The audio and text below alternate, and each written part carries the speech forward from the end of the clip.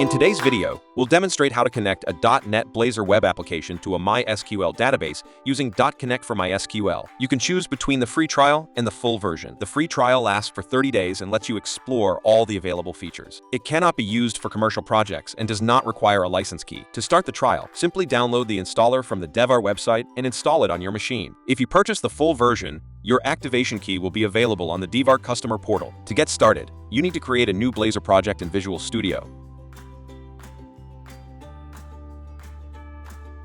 Once the project is set up, you will install the necessary components to enable MySQL connectivity. In the taskbar, click Tools, NuGet Package Manager, and Manage NuGet Packages for solutions. Search Devar Data, MySQL, and click Install.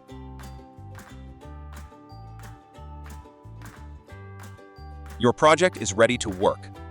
In our case, we'll configure the project by replacing the default code with a pre-written script that checks the connection to your MySQL database. First up, let's configure the connection to your database. In your Blazor project, navigate to the settings file. This is where we'll define the database connection string. In this script, we'll set up the MySQL connection string, which includes essential details such as the server, port, user ID, and password. dotConnect for MySQL supports various advanced connection types, including SSL, SSH, proxy, and other connections. For more detailed information on configuring these connection types, please refer to the link in the description.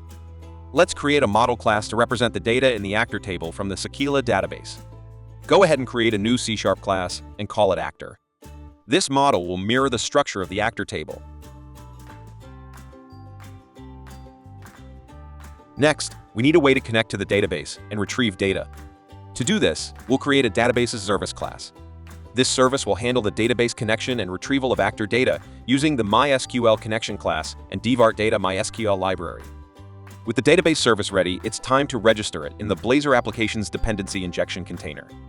This line registers database service as a singleton, making it available throughout the application. Now for the exciting part, displaying data in your Blazor application. Create a new Blazor component. This component will use the database service to fetch and display actor data. Click on the Run button to start the application. Now that the test is running successfully, you're ready to expand on this foundation. You could add more tables, build additional components, or enhance the UI to create a more interactive experience. Thank you for watching this tutorial. We hope you found it helpful. Feel free to share the video with anyone who might benefit from it.